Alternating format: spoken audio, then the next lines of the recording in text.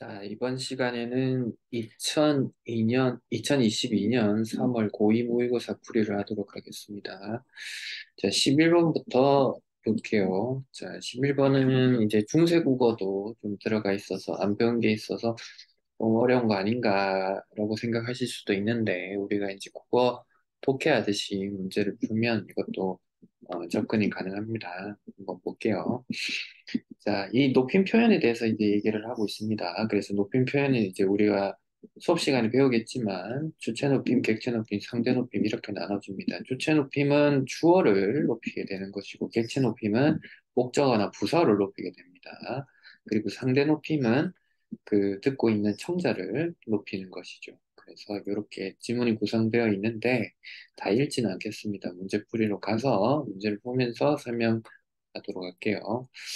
자, 11번을 보면, 자, 기억부터 미음까지 이제 보기가 주어져 있고, 이 보기에 대한 설명이 제대로 되어 있느냐를 물어보고 있습니다. 자, 그래서 일단 답은 5번인데, 5번부터 보면, 자, 미음에서는 주체인 아버지와 하자의 관계를 고려해서 아버지를 높이고 있다라고 하는데, 자, 여기서 아버지를 답부터 얘기하면 청자가 할아버지죠. 그리고 나는 할아버지라고 표현을 했기 때문에 나는 할아버지의 손자죠. 그리고 아버지 아들이기도 하고.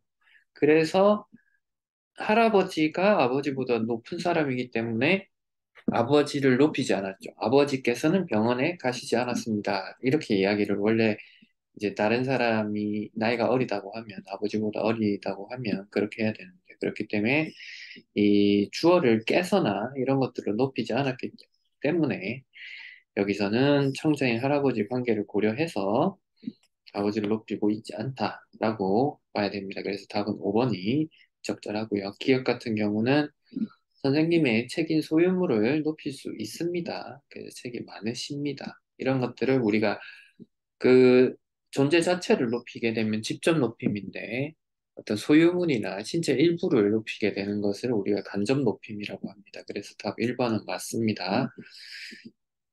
자, 그리고 2번은 아까 이제 지문을 보시면 이제 방송이라는 공적 담화라는 것들이 이제 등장을 하는데 방송이라는 공적 담화의 특성을 고려했기 때문에 세종대왕을 높이지 않았다라고 봐야겠죠. 그래서 답은 맞고요. 자, 그리고 3번은 이제 어린이가 이제 수업 시간이죠. 여기 수업 시간에는 공적 담화의 특징을 좀 배려를 했기 때문에 높임의 대상이 아니지만 높였다. 이렇게 봐야 되겠습니다.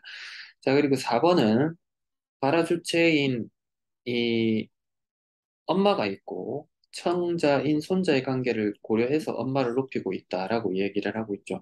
말을 한 사람은 할아버지로 추정이 되죠. 어린 손자에게. 할아버지는 할머니일 텐데. 자, 발화주체인 하자에게 엄마는 며느리에 해당이 되겠죠. 그래서 주어를 깨서 등으로 높이지는 않았지만 청자인 손자에게는 엄마는 높임이 대상이기 때문에 엄마 출근하셨니? 해서 높임의 시가 들어갔죠. 이 하셨니 할 때가 시 언니의 줄임말이죠. 줄임말이죠. 그래서 4번도 맞다. 이렇게 보시면 되겠습니다. 자, 12번은 중세국어 선생님 모르는데요. 이렇게 하지만 사실 중세국어 문제는 이 팁부터 먼저 알려드리면 현대국어 풀이만 보면 충분히 다 대응이 가능합니다. 그래서 그 중세국어를 이제 고등학교 1학년 2학기 때 되면 이제 중간고사 시험 범위로 보통 많이 출제가 되는데 그때 이제 나오는 것들은 좀 암기가 좀 필요한 부분들이 덜어 있습니다. 근데 이제 어, 요 모의고사에 출제되거나 수능에서 출제되는 부분들은 그렇게 암기할 부분들이 없습니다. 선지 한번 볼게요. 중세국어의 샤를 현대국어의 시를 사용해서 대사를 높이고 있다. 이렇게 대사가 하신 일이니까 대사를 높였죠. 주어를. 그러니까 샤니 거기에 대응이 되죠. 그러니까 맞죠. 이렇게 푸시면 됩니다. 우리가 이 샨이라고 하는 것이 주체 높임, 뭐 선어말 어미랄지 이런 것들을 우리가 굳이 알 필요는 없습니다. 여기 있는 것도 샤가 등장을 해서 이렇게 대응된다는 것도 알 수가 있는데 굳이 이렇게 대응을 하지 않아도 이 안에서 얼마든지 풀 수 있습니다. 2번 보면 현대국어에는 없는 is를 사용해서 대상이 청자를 높이고 있다라고 하는데 것입니까? 이랬죠. 것이냐? 것인가? 이렇게 했으면은 높이지 않은 건데, 것입니까? 라고 했죠. 그러니까 it이 들어감으로써 성자를 높였다는 것을 알 수가 있고 여기서도 상대 높임 및 선어음이 이시 있다는 것을 알 수가 있죠. 자, 그리고 3번을 보면 삽, 짭 이런 것들이 삽삽잡 이런 것들이 이제 객체 높임 선어문 어민데 객체 높임은 아까도 잠깐 설명했는데 목적어나 부사어를 높입니다. 3학년 2학기 기말고사 시험 범위라서 문장 성분이 이때 공부를 조금 더 열심히 하시면 좋을 것 같네요. 객체 높임만 정확하게 알고 있으면 됩니다. 목적어랑 부사어도. 그래서 이 객체 높임이라고 하면 주어가 아니고 목적어나 부사를 높이는 건데 어머님을 이 돈을 가져가 어머님을 공양하고 어머님을 높이는 거죠. 그래서 이 여기서는 공양하고인데 현대국어에는 없어요. 근데 중세국어 때 삽이 등장했습니다. 그죠? 그래서 이게 맞다라는 걸 알 수가 있고 4번 같은 경우도 끼가 있는데 현대국에서 깨를 썼다. 그래서 태자를 쌓아나 부인께 모셔오니 부인께 이게 부사어거든요. 음, 부사어인데 부인께 모셔오니 이렇게 했기 때문에 부인을 높인 표현이 되겠죠. 그러니까 이것도 객체 높임이 실현이 되었다라는 것을 알 수가 있습니다. 그래서 이 귀가 깨로 바뀌었다는 것을 알 수가 있죠. 그래서 답은 5번인데 이 5번은 잘 풀 수가 있는 게 중세국어에서 메셔를 현대국의 모셔로 썼다까지는 맞는데 자 여기서 보면 태자를이라고 했기 때문에 태자를은 목적어죠. 태자를 쌓아나 부인께 모셔오니 이렇게 된 거죠. 누군가가 그렇게 했다는 거죠. 결국 이건 객체 높임 도리에서 태자가 아니라 누굴 높이고 있다? 부인께를 높이고 있죠. 그래서 답이 5번이 틀렸다. 이렇게 보시면 되겠습니다. 자, 13번은 의문의 변동인데 우리가 이제 배웠죠. 배웠는데 이제 축약과 관련해서 선생님이 이제 설명한 것 중에 하나가 축약이라고 하는 것은 특수한 의문 환경 속에서 일어나게 되는데 B가 주어들이 히읗을 만나서 B가 주털로 바뀐다라고 이야기를 했죠. 그래서 답은 1번인데 자, 조코 같은 경우는 히읗에 기억이 붙었죠. 그래서 기억과 히읗이 붙었을 때 기억으로 바뀐다는 거. 축약을 만족하고 있고요. 탈락 같은 경우는 히읗이라는 의문이 빠지게 됐죠. 그러니까 탈락이 되겠죠. 그래서 답은 1번 보시면 되고.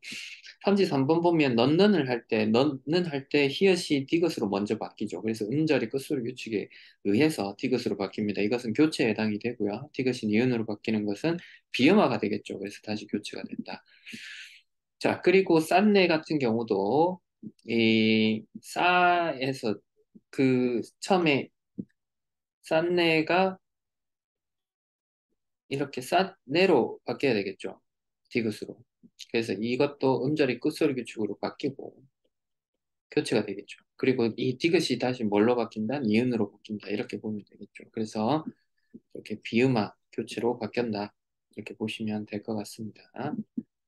자, 그리고 다도 아까 했듯이 뭐 단락이고요. 싼내는 아까도 얘기했고, 달치 같은 경우는 축약이 되겠죠. 그래서 히읗과 지읒이 만나게 되면 치읒으로 바뀌는. 그리고 비읍과 히읗이 만나면 이것도 피읍으로 바뀌는. 요 축약, 요거 꼭 기억을 해주시고, 그래서 이렇게 봐주시면 될 것 같습니다. 자, 14번은 자, 직접 인용과 간접 인용에 대해서 얘기하고 있는데 크게 어려운 점이 없습니다. 그래서 뭐 설명 이거는 길게 안 하고요. 자, 그래서 이거는 오늘이 아니고 어제라고 이야기를 하고 있는데 오늘이 맞죠? 시점은 이렇게 보시면 될 것 같고요. 자, 그리고 15번 같은 경우는 이 뭐뭐지 않다라는 의미가 어떻게 사용이 되냐 이런 것으로 얘기를 하고 있는데 사실을 확인하는 의미로 사용되기도 한다. 그럼 사실을 확인하는 의미, 즉 부정의 의미로 사용되지 않은 것을 골라라 라고 볼 수가 있겠죠. 그래서 답은 2번. 소나무 그루가 있었잖아. 부정의 의미가 없습니다. 그죠? 다른 선지들은 달갑다의 부정, 두렵다의 부정, 남부럽다의 부정, 적다의 부정 이렇게 보시면 될 것 같네요.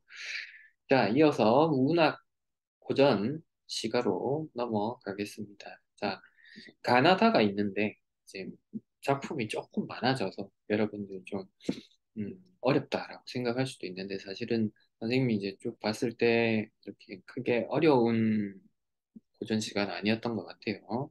그래서 하나씩 살펴보겠습니다. 자, 가 같은 경우는 우리가 이제 이런 시조를 달로가라고 합니다. 한번 적어볼게요. 그래서 이 달로가라고 하는 것은 늙음에 대한 탄식. 로자가 늙을 로자, 탄이 단식하다 이런 뜻입니다. 그래서 늙음에 대한 탄식입니다. 그래서 이 시조가 이제 시조 가운데 가장 오래되었다 이렇게 이제 평가를 받고 있는데 한 손에 막대 잡고 한 손에 가시를 쥐고 이 왜 잡았냐면 늙기가 싫은 거예요. 시적 화자는. 근데 늙는 기를 가시로 막고 백발도 막대로 치려고 했다. 그러니까 이 되게 좀 해학적인 표현이라고 볼 수가 있죠. 그랬더니 백발이 제일 먼저 알고 지름길을 오더라. 그러니까 세월의 흐름은 거스를 수가 없더라. 뭐 이런 얘기를 하고 있는 겁니다. 그죠? 그래서 이제 이런 중장의 부분들이 주관적 변형을 통해서 대상에 대한 거부감, 그러니까 늙어가는 것에 대한 거부감이 드러나고 있다. 이렇게 볼 수가 있겠습니다. 자, 나의 시조는 짝짝 이성인 시조인데 이것도 이제 이미오마 학원을 이 시조가 굉장히 많이 등장을 합니다. 그래서 이것도 한번 살펴볼게요. 이미오마 학원을 저녁밥을 일찍 지어 먹고 그래서 초장에서는 이게 초장입니다. 이 시조가 가 같은 경우는 이제 우리가 전형적으로 알고 있는 평시조인데 이거는 이제 중장이 어, 좀 양이 길어진 사설 시조의 전 형태인 이제 뭐 그런 시조의 중간 형태라고 좀 보시면 되겠죠. 그래서 이 초장과 종장은 좀 비슷한데 중장이 좀 깁니다. 그래서 이건 시조인데 임을 기다리는 마음을 볼 수가 있습니다. 그래서 곧 제외할 상황임을 알 수가 있고요. 그래서 이런 상황 속에 중문을 나서서 대문 나가 지붕에 올라앉아서 왜 올라갑니까? 이미 오는가 보는 거죠. 손을 이마에 대고 오는가 가는가 이렇게 보는 모습이라고 보면 되겠죠. 건넌 산 바라보니 거머거먼 이들이들 저것이 임의로구나. 임을 발견했습니다. 그래서 버선을 벗어 품에 품고 신벗어서 손에 쥐고 곤비 인비 인비 곤비 그러니까 엎치락 뒤치락 급히 구는 모양을 뜻합니다. 이걸 우리는 의태어라고 부르죠. 그리고 지방, 천방, 집 마른 데를 가리지 말고 오덩퉁탕. 자, 급히 건너가는 소리죠. 이건 뭡니까? 의성어죠. 그래서 의태어와 의성어 이 두 가지를 묶어서 우리는 뭐라고 부릅니까? 음성상징어라고 합니다. 음성상징어 적어볼게요. 자, 그래서 이제 정 옛말 하려 하고 곁눈질을 흘낏 보니 작년 7월 사흘날 껍질 벗기 주추리 3대가 알뜰히도 날 속였구나. 아하, 화자가 임으로 착각한 사물입니다. 뭐가? 주추리 3대가. 그래서 이제 나 같은 경우는 이미 오기 전부터 굉장히 조바심을 내고 있어요. 조바심을 내면서 임에 대한 간절한 그리움을 짐작을 할 수가 있는 모습입니다. 그죠? 자, 모쳐라. 종장의 첫 삼음보는 항상 지켜집니다. 그죠? 그런 것들 기억해 주시고요. 자, 밤이라고 하는 것이 우리가 이제 시조를 접하거나 고전 시가나 또 현대 시에서 보면 자주 등장하죠. 그래서 이 밤이라고 하는 것이 시적 화자에게 막 암울한 시대 상황을 의미한다든지 암울한 화자의 심경을 대변한다. 뭐 이런 식으로 많이 등장하는데 그게 작품마다 다릅니다. 그렇기 때문에 어떤 일관되게 그런 그 내용을 품고 있다 이렇게 보면 안 되고 그래서 이 밤이 어떤 식으로 이 작품에서 작용하는지를 봐야 됩니다. 그래서 밤이기에 망정이지 행여나 나지언들 남 웃길 뻔하였다. 그래서 이 밤은 사실 긍정적으로 생각해죠. 낮이었으면 큰일 날 뻔. 낮이었으면 큰일 날 뻔했다. 이런 얘기죠. 그래서 자신이 간절히 기다린 님이 아님에도 실망하는 모습보다 낙천적으로 지금 받아들이고 있다. 이렇게 보면 되겠습니다. 하나 빠뜨렸는데 정옛말이라는 것은 이제 임에 대한 마음을 표현하는 말이다. 이렇게 보시면 될 것 같습니다. 그러니까 뭐 정옛말, 사랑한다는 말, I love you 이거를 표현하고 싶었다. 이렇게 해석하시면 될 것 같아요. 자, 달을 보겠습니다. 달은 이제 약간 수필이죠. 그래서 이런 것들을 갈래복합이라고도 하는데 한번 봅시다. 산밑이 바로 들은 그저 논 연속부입니다. 자, 그래서 작품의 배경이 논촌이라는 것을 알 수가 있습니다. 여기저기 논들을 돌아다니는 더벅머리떼가 있다. 그래서 이 더벅머리떼는 이제 참새가 벼를 먹지 못하도록 쫓아내는 아이들을 더벅머리, 그러니까 머리를 빡빡 깎았다 이런 뜻입니다. 우여우여 소리를 친다. 혹쾅쾅 석유통을 두드리기도 한다. 왜 그럽니까? 참새들이 참새들을 쫓아내는 거죠. 그래서 이 꽝꽝 소리를 친다 이런 것들이 뭡니까? 의성어죠. 그래서 의성어를 활용해서 이 상황을 실감나게 전달을 하고 있습니다. 그래서 이런 모습들을 이야기를 하고 있으면서 이 아우성을 질투할 만한 담력이 작은 참새의 작은 심장이 있을 수 없다. 그래서 아이들이 내는 소리에 참새는 크게 놀랄 수밖에 없겠죠. 그걸 이제 표현한 거죠. 참새들 앉아있기 무섭게 다시 피곤한 날을 쳐야 된다. 자, 여기에서 참새에 대한 글쓴이 연민이 드러납니다. 그래서 피곤하다라는 표현을 썼죠. 그러니까 이제 아이들 쫓으면 그때는 이제 잠깐 떠났다가 이제 아이들이 다시 또 떠나가면 이제 다시 돌아오는 거예요. 그래서 글쓰는 인식이 참새에 대해서 우호적이고 긍정적이다. 이렇게 갖고 있다라고 봐야 됩니다. 그래서 이 우여꽝꽝 속을 헤매는 비운아들이다. 사실 애놈들도 고달플 것이다. 그래서 이 아이들에 대한 연민도 함께 가지고 있습니다. 나와 내 당나귀는 이 광경을 한참 바라보고 있다. 나아가 등장을 했죠. 글쓴이 자신이. 얘들아 너희들 이리 좀 봐봐라. 그래서 나는 오뚜기를 해들고 애놈들을 불렀다. 왜 불렀냐면 아이들의 관심을 그 참새를 쫓는 것에서 벗어나게 해서 자기가 어떤 의도하는 방향으로 끌고 가려고 합니다. 나는 두서 번 오뚜기를 눕혔다 일으켰다 했다. 그래서 아이들의 관심을 갖도록 하는 행동이죠. 그래서 이 한 대 씨름들을 해라. 그래서 참새들이 충분히 벼를 쪼아 먹을 시간들을 벌기 위해서 내가 생각한 방법들입니다. 그죠? 그래서 씨름에 이긴 사람들에게 이것을 상으로 주마라고 이야기를 합니다. 그래서 이놈들은 처음에는 날래는 이제 얼른의 강원도 사투리입니다. 날래 수줍음을 버리지 못하다가 관중은 열이 오르고 승부욕을 점차 보인다는 것이죠. 그 승부를 좋아하는 저급한 정열은 인류의 맹장 같은 운명이다. 맹장은 이제 있어도 되고 없어도 되는 존재라서 나중에 이제 없어지기도 하죠. 우리가 맹장 수술을 통해서. 그래서 이 이렇게 표현한 것은 인간의 본능 중 하나인 승부욕에 대한 글쓴이 부정적 인식이 드러나 있다. 이렇게 볼 수가 있겠습니다. 참새들은 그동안 배가 불렀을 것이다. 그래서 내가 씨름대를 연 이유를 이제 알 수가 있는 것이죠. 이리하여 청석군이 뼈 두 대를 횡령하고 라고 표현했습니다. 청석군은 가마니의 석을 가진 사람이다 라는 것을 이제 나타내는 것인데 그만큼 부자라는 뜻입니다. 천석의 살을 거둬들인 만큼 재산이 많은 사람 이르는 말인데 뼈 두 대라고 하는 것은 이제 뭐 주먹으로 쥐면 한 두 주먹 정도 되는 건데 뼈 두 대 되는 사소한 것일 뿐인데도 그것조차 참새들에게 나눠주기 아까워서 아이들을 동원해서 탐새를 쫓아내는 전석군의 태도를 비꼬기 위해서 횡령이라는 표현을 쓴 겁니다. 그래서 이 횡령은 진짜 횡령이라기보다는 언어의 해학적 요소가 담겨져 있다. 이렇게 봐야 되겠죠. 그래서 천마리의 그 참새들은 오늘 밤 이 미래를 얘기하는 거죠. 오랫간만에 배가 부른 꿈을 꿀 것이다. 글쓴의 행동으로 인한 결과가 이렇게 발생했다. 이렇게 볼 수가 있겠네요. 자, 그래서 16번을 보면, 자, 답이 5번인데, 자, 그래서 나와 다 음성 상징을 활용해서 생동감 있게 나타냈다. 이렇게 볼 수가 있겠습니다. 자, 그리고 17번은, 자, 기억과 이연에 대한 이해로 적절한 것인데, 답은 5번이겠죠. 자, 그래서 이 기억 같은 경우는 이제 밤을 얘기하고 있는데, 이 밤이라고 하는 것이 아까 시작 화자가 이제 남이 보면 창피할 만한 그런 일을 했죠. 그런 행동이 감추어진 것에 대한 안도감을 드러냈고, 이응 같은 경우는, 이 글의 화자가, 이 참새들한테 좋은 일을 한 거죠. 그래서 자기가 행동한 결과에 만족감을 느끼고 있는 시간이다. 이렇게 보면 될 것 같고. 자, 18번은 답이 4번인데, 오뚜기가 고난을 딛고 일어선다. 그 의지의 중요성이다. 이거 아니죠. 참새들이 쌀알 먹을 시간을 벌어준다. 이렇게 봐야겠죠.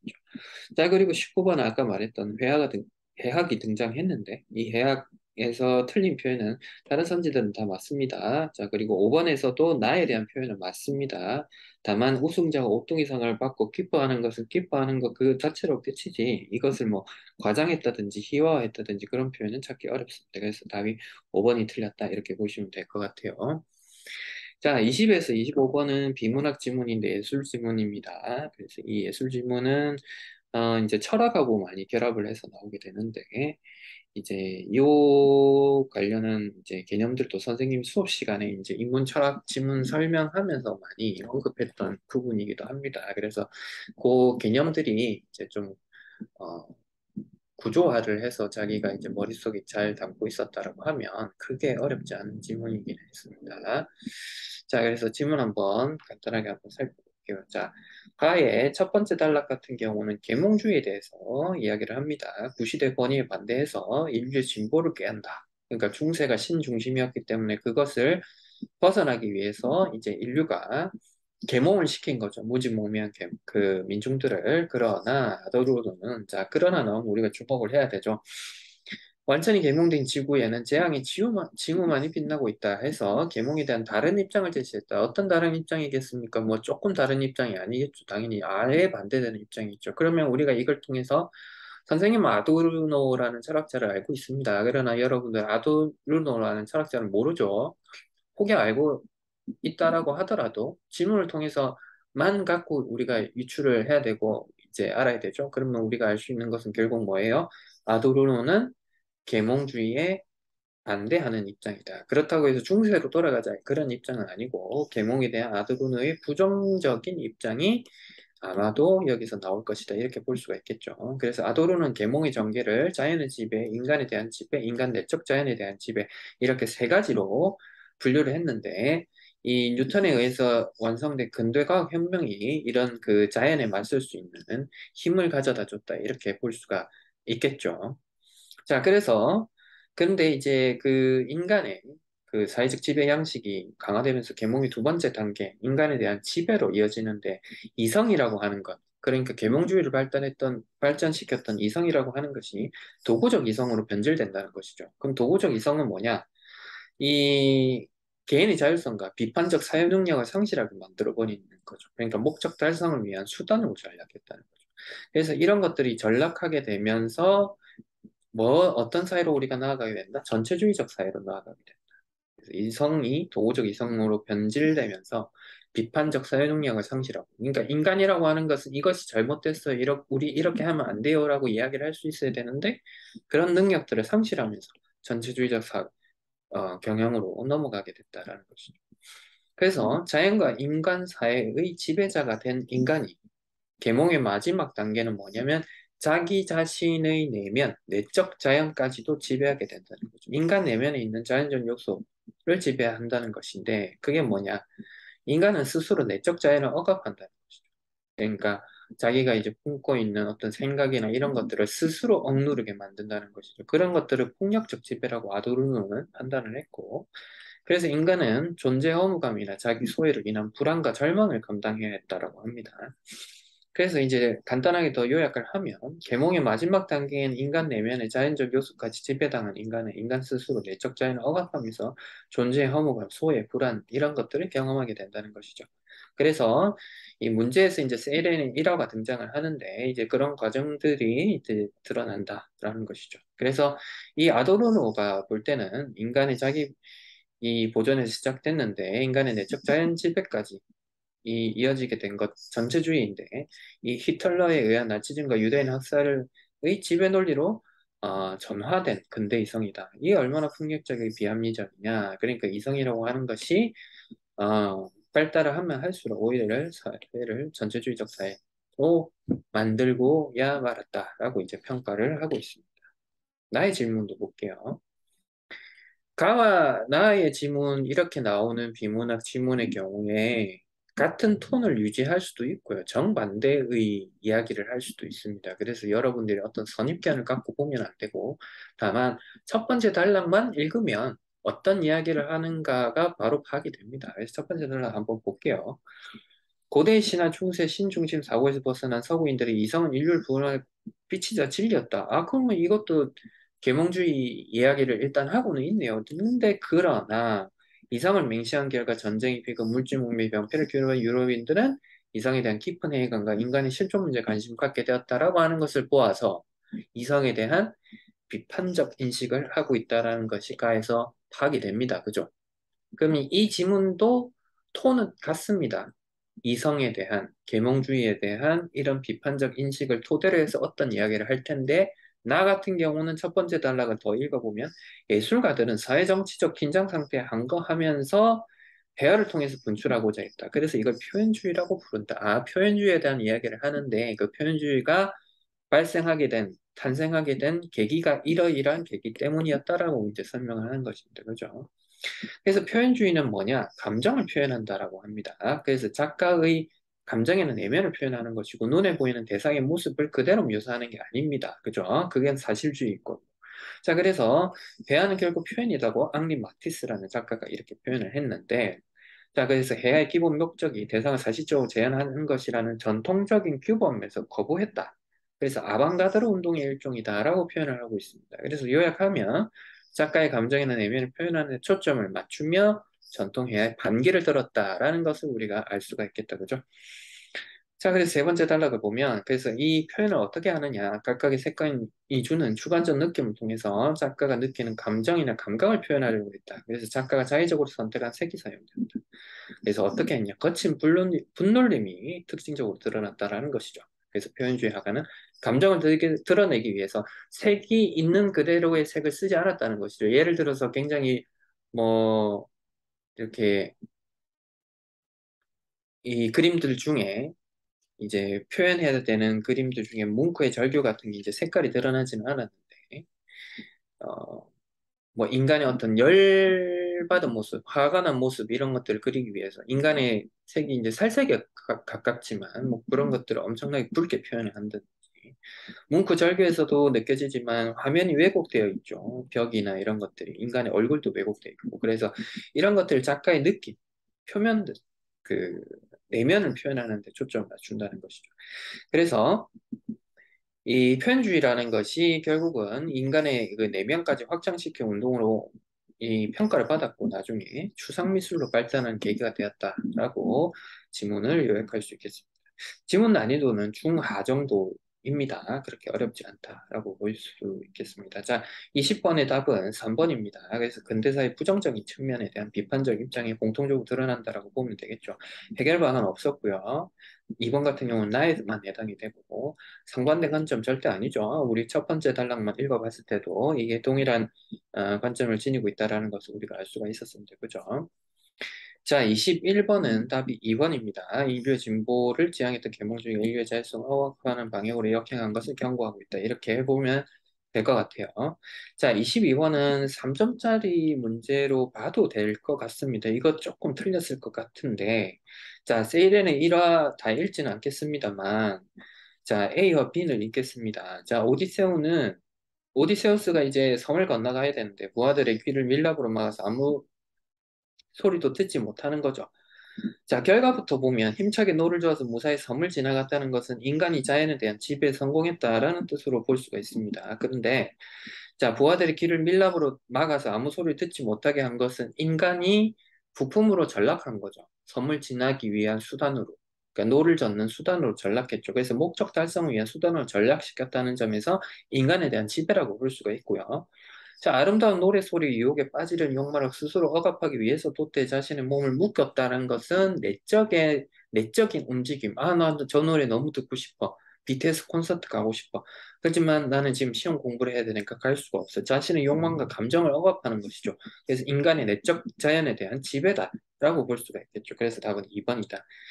조금 이 내용을 잘 파악했으면 금방 풀 수 있었는데 살짝 그 내용을 조금 이해를 완벽하게 못했거나 조금 틀어서 생각했으면 조금 어려운 문제였을 수도 있습니다.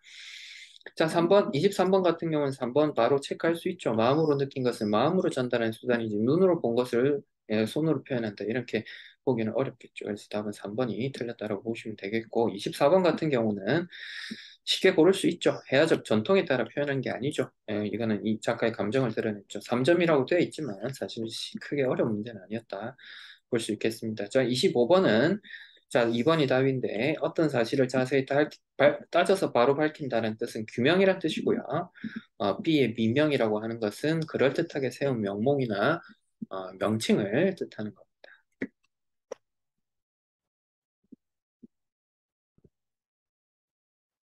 자, 26번부터 29번은 현대 소설이죠. 이 소설 같은 경우는 이제 보기를 봤더니, 아, 선생님들 보기에서 어떤 주제를 찾으라고 했는데 없습니다. 그럼 뭐 이럴 경우에는 그냥, 아, 소설이 사실 조금 쉬울 가능성이 높습니다. 그래서 이건 소설 읽으면서 한번 체크해 보겠습니다. 자, 적어도 그 다락 속의 어머니의 은밀한 움직임의 명분을 줄 만한 물건들을 찾아볼 수 없었다. 그래서 그 다락 속이라고 하는 것은 어머니의 은밀한 움직임이 이루어지는 곳이죠. 그래서 이 물건이라는 것들은 나에게 이제 숨기고자 하는 그런 것들인데, 그래서 그거를 발견했고 해답도 얻어낼 수 있었다는 것이죠. 그리고 뚜껑을 열어봤더니 그 자리에 꼼짝할 수 없었다라는 거죠.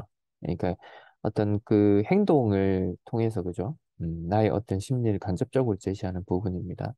그래서 나는 못 볼 것을 본 것처럼 소스라쳐 지독에 뚜껑을 닫고 문 쪽으로 기어 나갔다. 그래서 근데 이제 내가 놀란 거하고는 달리 방은 조용했고 옹알이를 하고 있는 아우의 기척이 들려왔다. 그러니까 나의 어떤 심리, 어머니의 비밀을 알고 놀란 나의 심리하고는 달리 이제 평소와 다름없는 조용한 집안 분위기를 이야기를 하고 있습니다.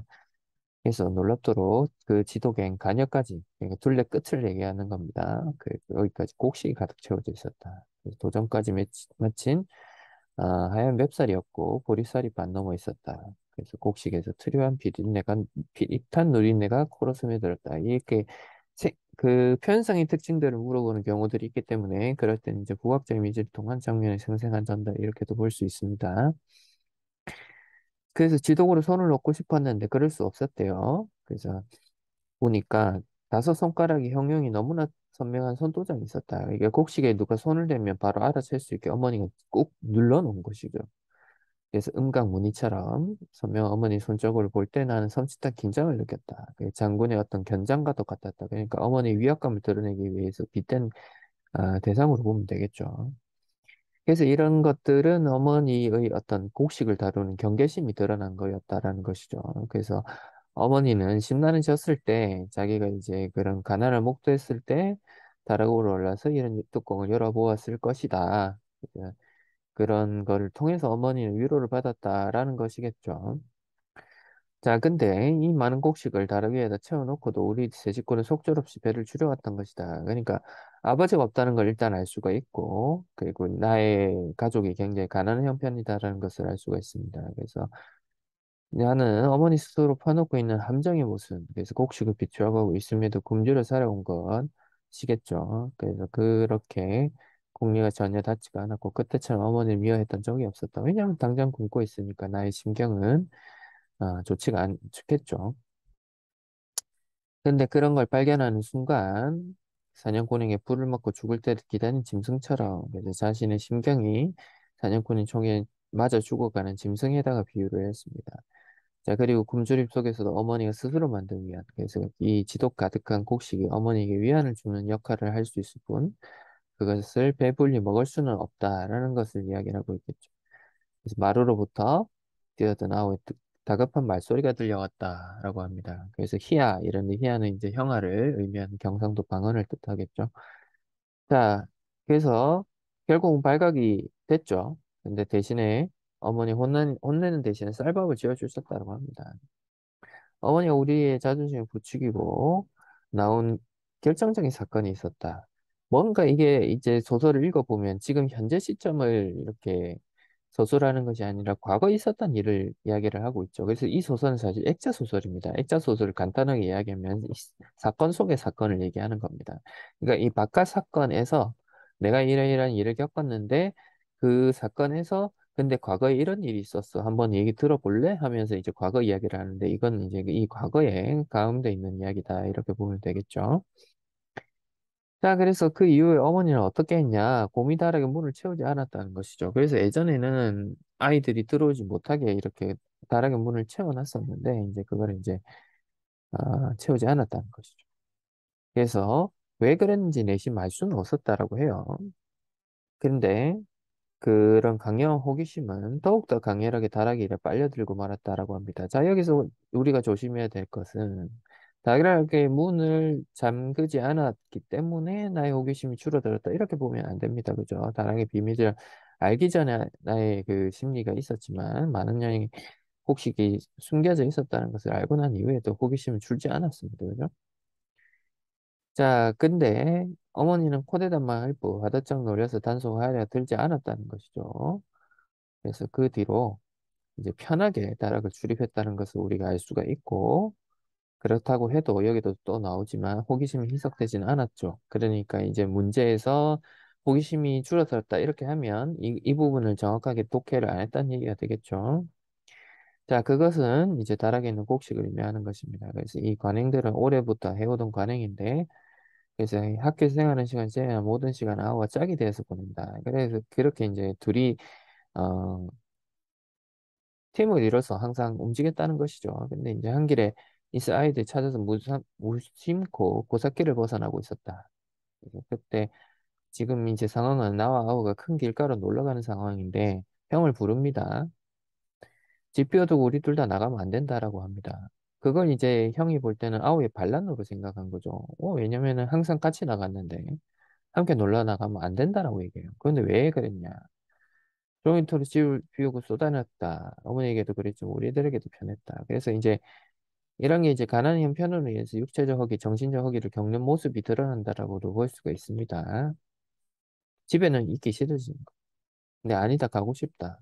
놀러는 가고 싶은 거야. 근데 왜 이러냐? 다락에 있는 곡식을 걱정하는 거죠.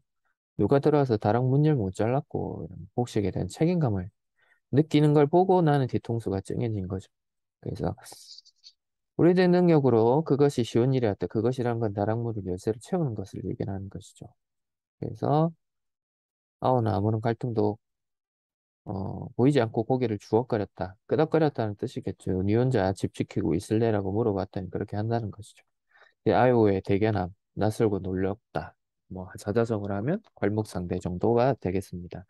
그래서 26번을 보면 회상을 지금 하고 있죠. 직접 경험했죠. 그래서 답이 1번이다. 이렇게 보시면 되겠습니다.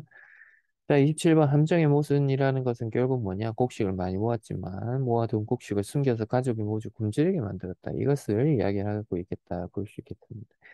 자, 28번 같은 경우는 다른 선지들은 맞습니다. 잘 읽어보시고, 자, 3번이 틀렸는데 행동이 동의되어 관행을 깨뜨리는 일에 아우의 불만을 표시한 게 아니죠. 나중에 기특했다라고 이야기를 하기 때문에 2번, 3번이 틀렸다. 자, 그리고 29번 같은 경우는 나락에 대해 또 품었던 나의 원천적 호기심이 완전히 해소되지는 않았고, 또, 그리고 희석되었다라고도 볼 수가 없죠. 그래서 1번이 둘 다 틀렸다라고 보시면 되겠습니다. 자, 30에서 34번은 비문학 지문인데, 이것도 고의 모의고사 치고는 크게 어렵지 않은 수준이었습니다. 그래서 같이 한번 보겠습니다.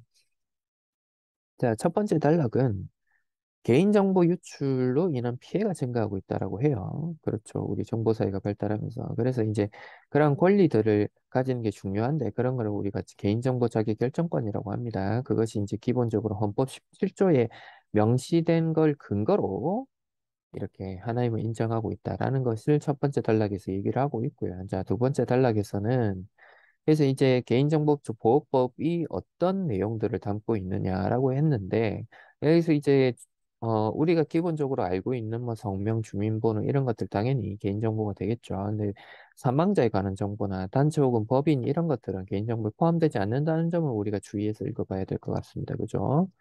그래서 뭐 전화번호나 이런 것들도 충분히 개인정보에 들어갑니다. 그래서 이런 개인정보를 활용할 때는 뭐가 필요하다? 사전 동의제도가 필요하겠죠. 이제 사전 동의제도에 대한 내용을 이야기를 하고 있습니다. 그래서 이런 것들 왜 수집을 하냐 이런 것들을 고지해야 된다는 것이죠. 자, 그래서 수집하려는 이용 정보 중에서 고유 식별 정보와 민감 정보는 별도 동의를 받아야 된다라고 합니다. 그런 것들은 훨씬 더 조금 더 중요한 정보이기 때문에 그래서 이런 건강 정보, 정치적 견해 이런 것들은 사생활을 현저하게 침해할 우려가 있다라는 것이죠. 자, 그래서 동의했다라고 하도 개인정보법에 있어서 개인 수집 이용에 동의했다라고 하더라도 익명정보로 처리해야 되는 것들이 있다라고 합니다. 그래서 이게 더 이상 개인을 알아볼 수 없는 정보를 의미하고 개인정보로 복원되는 것이 불가능하다라고 얘기를 하고 있고요.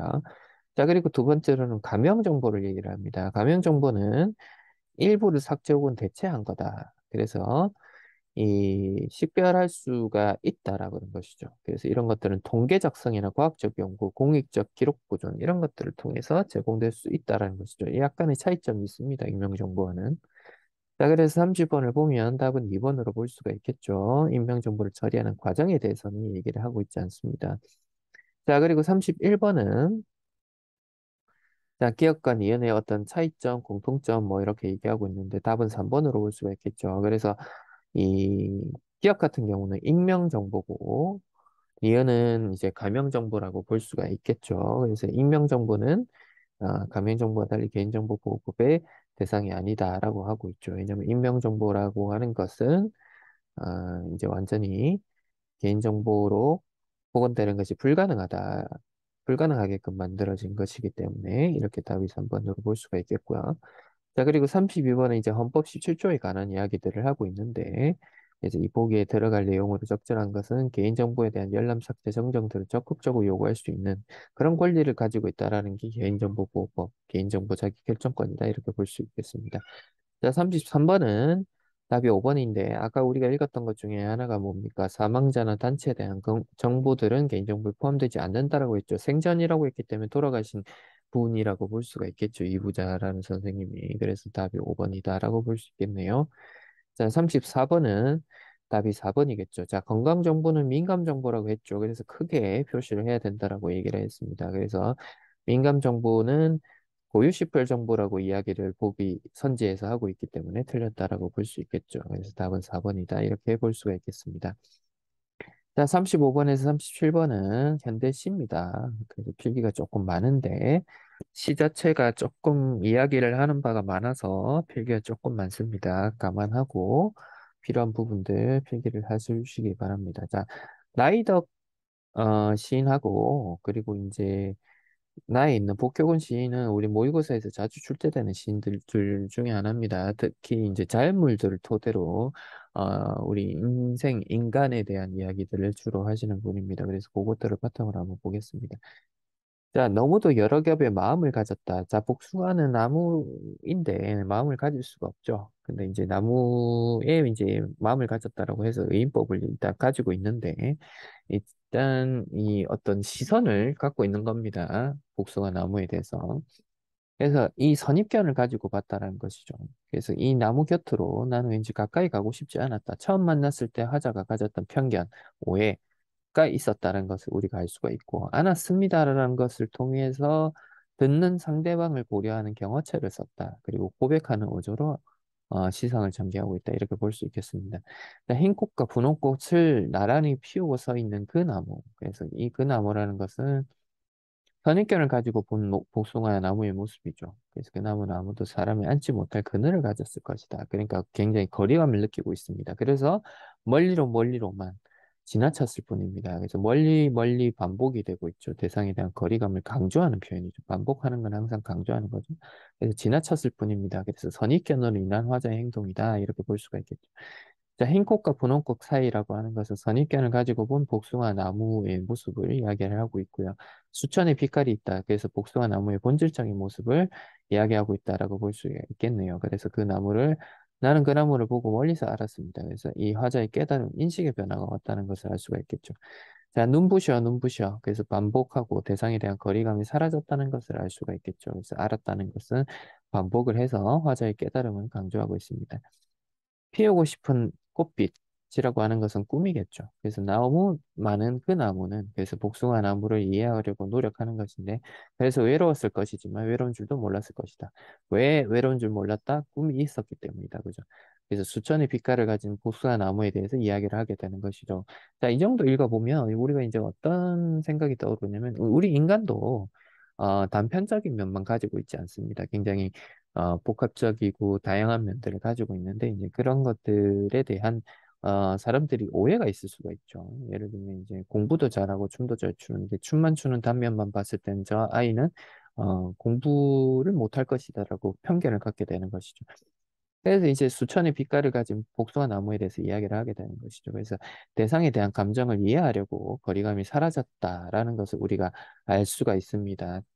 그래서 그 여러 겹의 마음을 잇는데 참 오래 걸렸다. 그래서 이해하려는 화자의 태도가 변화했다는 것이 시상이 전개되면서 나타난 특징이고요. 오랜 시간이 경과한 후에 대상에 대해서 제대로 이해하게 되었다. 그래서 타인을 이해하는 데 시간이 오래 걸렸다는 것을 알 수가 있습니다. 흩어진 꽃잎들 어디 먼데 닿았을 무렵, 그래서 꽃잎이 다 떨어졌을 때 오랜 시간에 걸쳐서 복숭아 나무를 이해하고 공감하게 됐다는 것을 알 수가 있겠죠. 자, 조금은 심심한 얼굴, 그래서 잎이 떨어진 복숭아 나무를 의인법으로 나타내고 있죠. 그래서 복숭아 나무 그늘이란 것은 결국 화자가 복숭아 나무와 조화를 이루는 공간으로 볼 수가 있겠죠. 아까는 이제 그늘도 마련하기 어렵다 이렇게 이야기를 했기 때문에. 자, 가만히 들었습니다. 저녁에 오는 소리를. 그래서 대상을 이해하고 교감하게 되었다. 표현상의 특징으로는 이 문장의 순서가 바뀌었죠. 그래서 도치법이 사용되었다는 것을 알 수가 있습니다. 자, 나의 시를 보겠습니다. 자, 천변이란 것은 내과의 주변이고요. 잔디밭을 밟고 사람들이 걷기 운동을 하자. 걷기 운동을 하게 되면 잔디가 훼손이 되겠죠. 그래서 잔디밭에 외줄기 낀 사람들 때문에 잔디가 죽었다는 것을 나타내 준 겁니다. 어쩌면 잔디가 밟혀 죽을 텐데, 그래서 이것도 도치법이죠. 그래서 내 걱정이라는 것은 걷기 운동 후 잔디가 죽을 것을 염려하고 있습니다. 가르마길이 나고 그 자리만 잔디가 모두 죽었다. 사람들에게 밟혀서 잔디가 죽었다는 것이죠. 그래서 인간의 환경 파괴에 대한 화자의 소박한 걱정이 담겨져 있다는 것을 알 수가 있습니다. 자, 그리고 그러한 걱정에도 인간에 의한 환경이 파괴되는 결과가 초래되었음을 드러내고 있다. 이렇게 볼 수가 있겠죠. 자, 멀리서도 보였다. 죽은 잔디 싹들이 사람의 몸속에 푸른 길을 내고 살아있는 것이 아닌가. 그래서 죽은 잔디가 인간을 통해서 다시 생명력을 획득했다는 것을 우리가 알 수가 있죠. 푼된 잔디의 것이 아니라면 저 사람의 말소리가 저렇게 청량하랴. 그 말소리라는 것은 생명력이 발견되는 대상이고 청량하랴 이런 것들은 서리법이겠죠. 소리가 맑고 깨끗하랴 이런 거. 자, 그럼 여기를 통해서 무엇을 할 수 있냐? 화자가 인간을 파괴의 주체로 파괴되던 대상으로 보던 기존의 상투적 인식에서 벗어나서 상투적 인식이 보통 이렇습니다. 그렇죠? 근데 인간이 파괴한 자연이 여전히 인간에게 생명을 주고 있다는 새로운 발견과 인식을 보여주고 있습니다. 그죠?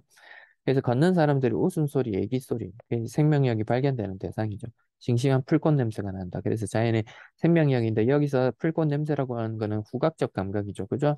그래서 얘기라고 하는 것은 청각적인 것이니까 이 청각적 감각이 후각적 감각으로 전이되었다라고 우리가 이 편성의 특징을 살펴볼 수 있겠네요. 그제서야 나는 잔디가 죽은 것이 아니라 사람들이 길을 내어주고 비켜서 있거나 아예 사람들 속에서 꽃을 피고 있다. 이렇게 표현했습니다. 그것을 안다라고 표현했죠. 이게 현재 시제로 표현해서 깨달음의 순간이 지금 현재라고 이야기를 하고 있습니다. 그래서 굉장히 생생하게 표현했다라는 것을 알 수가 있고요. 그렇듯 언젠가는 사람들도 잔디에게 자리를 내어준다는 것도 알겠다. 그래서 결국 뭐냐? 하자는 잔디가 자신을 밟은 사람들을 위해 길을 내어주었듯 사람들 역시 잔디에게 그렇게 할 것이라는 긍정적인 결말을 보여주고 있다. 그래서 순환론적 관계 인식이다. 이렇게 우리가 정리를 할 수 있겠습니다. 자, 35번은 답이 1번입니다. 그래서 색채를 활용해서 대상의 모습을 구체화하고 있다. 이렇게 볼 수가 있겠고요. 자, 그리고 36번은 답이 5번이죠. 처음에 거리감을 두고 있었다라고 보여주고요. 그리고 니은 같은 경우는 이제 멀리서도 보였다는 것, 이런 것들은 이제 잔디에 대해서 이제 관심을 나타내고 있다. 이렇게 보면 되겠죠. 자, 37번은 뭐 이렇게 수행과제 할 때 우리가 이런 식으로 표현할 수가 있을 텐데, 자, 답은 3번으로 보면 되겠죠. 여기에서 복숭아 나무에 대한 이야기인데, 자신을 희생하는 타인의 모습, 이런 것들은 찾아볼 수가 없죠. 그래서 답은 3번이다. 이렇게 볼 수가 있겠습니다.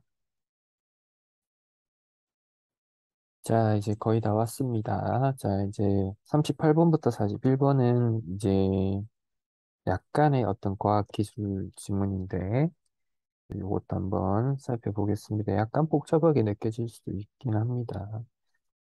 자, 최근 스마트폰이나 자동차 등에서 인공지능 음성 언어 비서 시스템이 사용되고 있다라고 합니다. 그래서 사용자 음성이 올바르게 인식이 돼야 되는데, 그래서 음성 언어를 문자 언어로 변환하는 이런 시스템이 있다라고 하는 거죠. 그래서 철저 오류 보정 방식과 띄어쓰기 오류 보정 방식이 있다. 그러면 이제 이 두 가지에 대해서 이제 설명을 하겠다라는 것을 우리가 어, 가져가면서 큰 틀에서 좀 봐야겠다. 그죠? 그래서 이제 철저 오류 보정 방식부터 등장합니다.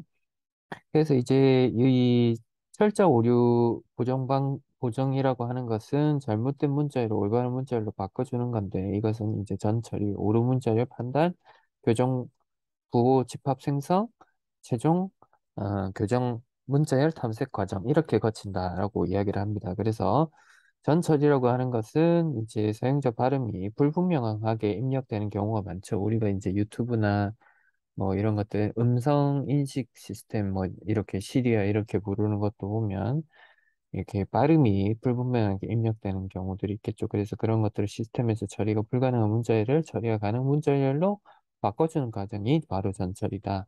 그래서 실크를 시크 이렇게 됐을 때 음절이 국어에서 쓰이지 않으니까 실크로 바꿔준다라는 것이죠. 그리고 이 전처리가 끝나면 어떻게 한다?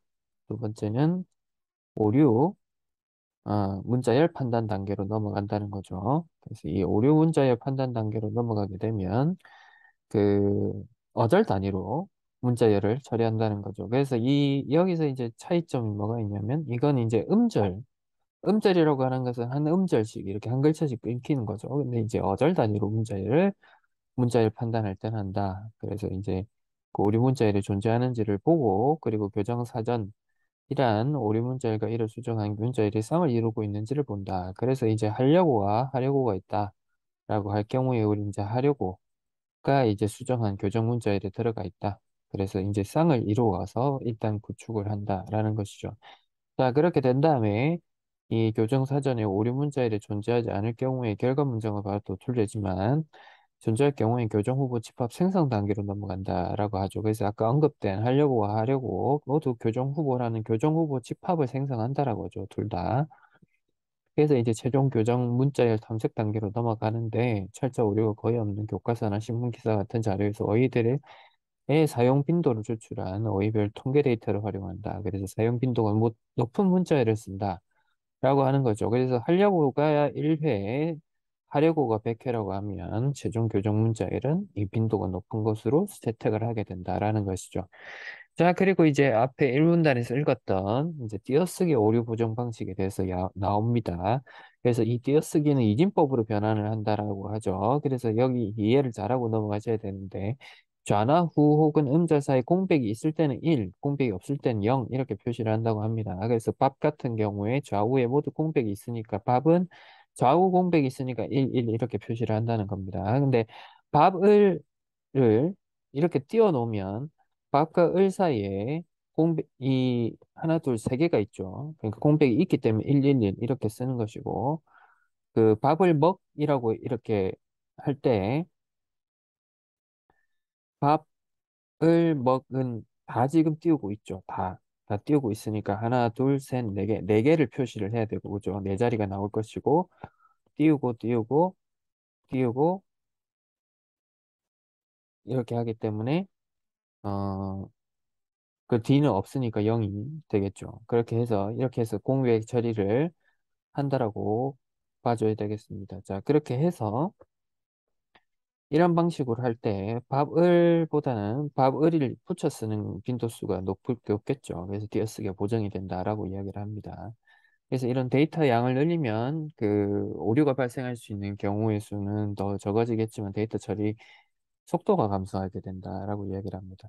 자, 38번 보면 답은 이제 3번입니다. 그래서 이걸 각 단계마다 음절 단위라고 이야기를 했는데, 처음에 음절 단위로 하다가 이 두 번째부터는 어절 단위로 가죠.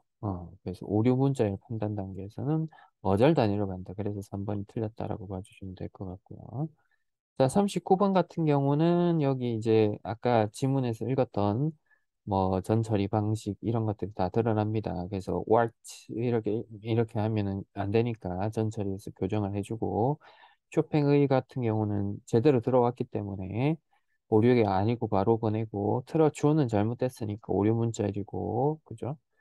자, 틀어줘 같은 경우는 틀어줘와 틀어줘를 같이 교정 후보 집합을 생성을 하죠. 근데 여기 그 선지에서는 틀어줘만 교정 후보 집합이라고 했기 때문에 틀렸다라고 보면 되겠죠. 5번은 맞는 표현이다라고 보시면 되겠습니다. 자, 그리고 40번은 여기서 이제 틀린 문장은 학생이다 이것만 고쳐주면 되겠죠. 그래서 통계 데이터를 분석했을 때 앞에 거는 이제 다 틀렸다라고 보면 되고, 학생이 그 앞에만 이제 띄워주고 이렇게 다 붙여 쓰는 이게 이제 미음이 맞겠다 이렇게 보면 되겠죠. 그래서 답은 5번. 그리고 41번 같은 경우는 답이 4번이겠죠. 이제 추출한다. 이건 전체 속에서 어떤 요소를 뽑아내다 이런 뜻으로 가지고 있기 때문에 리얼이 고친으로 바꾸면 안 된다. 이렇게 볼 수 있겠습니다. 자, 그리고 이제 마지막으로 월영낭자전인데 45번의 보기 먼저 읽어보겠습니다. 자, 월영낭자전은 주인공이 결혼 과정에서 혼사를 어렵게 만드는 혼사상의 모티브를 바탕으로 하고 있다라고 합니다. 그래서 혼사상의 모티브라고 하는 것은 이제 혼인을 하려고 하는데 그것을 어렵게 만드는 요소가 있다. 뭐 이런 뜻으로 해석하면 되겠죠. 그래서 주인공과 강제 결혼을 시도하는 과정에서 권력의 폭력성 이런 것들이 노출되고 있다. 그래서 이제 이 주인공이 반동 인물에게 용기 있게 맞서고 고난을 주체적으로 극복해 나가면서 당대 여성들의 호응을 얻었다. 이렇게 평가를 하고 있는 작품입니다. 그래서 이런 것들을 바탕으로 해서 한번 봅시다. 자, 그래서 조금 필기할 것이 조금 많을 수도 있는데 적당히 이제 시가 아니니까 이런 건 적당히 알아서 해주시면 될 것 같아요. 자, 고전소설에서 가장 중요한 것은 뭐다? 그 주인공을 파악하는 능력이 가장 중요하겠죠. 그래서 선녀였던 월영은 고원의 딸로 태어나서 최상서 아들과 희성과 정원하고 그래서 우리가 먼저 보기를 읽고 넘어왔기 때문에 이게 이제 어떻게 접근을 해야 된다? 월영과 희성이 주인공이다라는 것을 알고 있어야 되고 정원을 하고 월기탄 귀걸이를 징표로 준다. 그래서 이 결혼 징표도 중요한 역할을 할 수도 있다. 그래서 이 앞부분 줄거리를 대충 읽고 넘어가는 학생들이 있는데 대충 읽으면 안 됩니다. 자, 그리고 모해로 부모를 잃은 월영은 그러니까 약간 딱한 처지입니다. 그죠? 부모를 잃었어요. 그래서 소주에 이르는데 월영이 현숙함을 듣고 소주 자서 위원은 차인이라고 하는 것은 관아에서 임무를 줘서 파견한 일인데 혼연의 뜻을 전한다. 정언을 했는데 혼연의 뜻을 전하니까 이 위원의 인물이 어떤 인물이다? 이제 반동 인물인 거죠. 반동 인물이 이제 반대되는 인물이다. 이렇게 보시면 됩니다. 자, 낭자의 말씀이 그런지라 이제 관아에서 낭자의 부모 친척이 없고 전리 원정의 최생 소식을 통할 길이 없거늘 그래서 이제 후모도 잃고 정원 상대인 최이성과의 소식도 쉽게 닿지 않는 월영에 처집니다. 월영이 처지고 헛되이 신의를 지키고 평생을 그러게 하니 어찌 아깝지 아니하며 그래서 월영의 전원 상대인 희성에 대한 신의를 지켜야 한 이유로 위원의 구혼을 거절한 것에 대해서 헛된 것이다. 지금 그렇게 위원이 말하고 있다라고 보면 되겠죠. 그래서 또한 위지사는 청춘의 부귀 영화 일국에 진동하니 그래서 위원이 젊고 부유한 인물임을 들어서 그 월영을 지금 설득하고 있죠. 이제 이 차인이 하고 있는 말이죠. 차인이 이제 위원이란 사람이 이렇게 대단한 사람이다. 그래서 이제 낭자 결혼하여 빛난 가문 아름다운 부인이 되어 생남생녀 아들 딸 낳는 거죠. 부귀영화를 누리다 백노해로 하시고 위로 부모 제사를 받들고 이래로 평생 온전할 것이니 어찌 즐겁지 아니하여. 그래서 사생을 돌보지 아니하고 쓸데없는 채생을 쓸데없다라고 표현하죠. 자기가 정혼을 했던 대상에 대해서. 그래서 불현즉 그렇게 하지 않으면 도리어 큰 화가 있을 거다. 지금 협박하고 있습니다. 그러니까 낭자가 변색하죠. 이 화가 나서 얼굴빛이 달라지는 것들 변색이라고 하죠. 그래서 내가 비록 그 아녀자들이 머무는 방을 귀중이라고 하죠. 그래서 귀중에 있어서 배운 것은 없으나 일륜대절, 그래서 군신, 부자, 형제, 부부 따위에서 지켜야 할 도리를 하는데 그거는 내가 알고 있는데 어떻게 불측한 이 이제 최희선과의 정혼을 저버리고 위원과 혼인을 하는 이 말이 불측하다라는 것이죠. 그러니까 유교적 도리를 지금 내세우면 자신의 주장을 펼치고 있는 거죠. 그래서 그대는 자사 형세를 자세히 알거니와 나도 사대부여자 도리가 있거늘 비례를 행하라 희롱하니 어찌 방자치 않으리요. 이게 예의가 아니다 이런 거죠. 그래서 노복을 불러서 내 친히 차인이 무료하여 돌아와서 화령월퇴 수작하던 말을 자세히 보는데 자사듣기로 탄식을 하며 누구겠습니까? 이제 위원이죠. 이 여자는 짐짓 군자 호구라.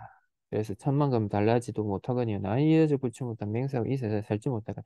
이 군자 호구라는 것은 군자의 좋은 짝을 얘기합니다. 좋을 호자죠. 좋을 호자. 그래서 반드시 월영과 혼인을 하겠다는 의지를 드러냅니다. 오히려 이제 자기를 이렇게 어, 거절하니까 거기서 조금 더 이제 구애, 구애를 하고 싶은 욕구가 생긴 거죠. 호부에 가서 여차여차 하고 보내라. 그래서 상대를 속여서든 목적을 이루고자 하는 거죠. 그래서 낭자가 차이를 보내고 우울한 마음과 혈연한 일신을 진정치 못했다. 그래서 우울한 마음과 외로운 몸이라는 거죠. 그래서 오령의 처지와 아, 그 위원이 이제 구원으로 인한 어떤 그런 마음이 좀 헛헛한 거죠. 경성 최성서댁 노곡이 서간을 들이나이다. 지금 이제 그 일을 꾸미는 거죠. 그래서 앞에 내용을 통해서 위원이 자신의 부하 최상서 댁 노복으로 변장시켜서 보내는 것을 추측할 수 있죠. 그래서 낭자가 미소를 합니다. 왜 이제 최상서 댁이라서 뭐 댁에서 보낸 것이라고 생각을 하니까 반갑게 여기는 거죠. 그래서 시비를 해서 열어보라고 하니 재생은 두 번째라고 헌왕자에게 올리옵나니 그래서 상공 3년상을 지낸 지 오래라. 전일 언약을 굳게 지켜 지금까지 실가 집을 정하지 아니할 이유가 없도다. 낭자를 접어지 아니함이니 이제 10여복 노벽과 종원 보배를 보내니 소소하나 전이 정한 언약 이름이 또한 아름답지 아니하고 당 고대는 접어지지 말라 하다 말씀 다 못하려 하였더라. 그래서 낭자가 이 말을 듣더니 이거는 내가 좋아하는, 사랑하는 최희성이 보낸 게 아니다. 위원이 보낸 것을 알아차렸어. 그러니까 이제 그 시비라고 하는 것은 이제 종을 얘기하는 것인데, 애호령의 시비가 이걸 보고도 최희성이 보낸 것이라고 생각을 하니까, 왜 냉소를 하십니까? 이러니까, 봉서를 보니 의심이 많도다라고 하면서 5가지 이유를 듭니다. 천리완정이 노공만 보내지 않을 것이고, 서간 말씀이 허술하고, 글씨가 무식하고, 나의 월기타는 보내지 아니하였으니, 그 어찌 이제 이 긴 길에 보배를 보내냐, 이거는 나를 속이는 거다. 경솔이 길을 떠나서는 안 된다. 지금 오라고 얘기했죠. 빨리 돌아와. 그러니까 그 중간에 납치하려고 그런 거죠. 그래서 이 내 비밀한 교가 유시한 남자도 속고도 어찌 또 어린 여자가 의심할 바가 있을 것이요. 속을 것이라고 지금 생각을 하고 있죠.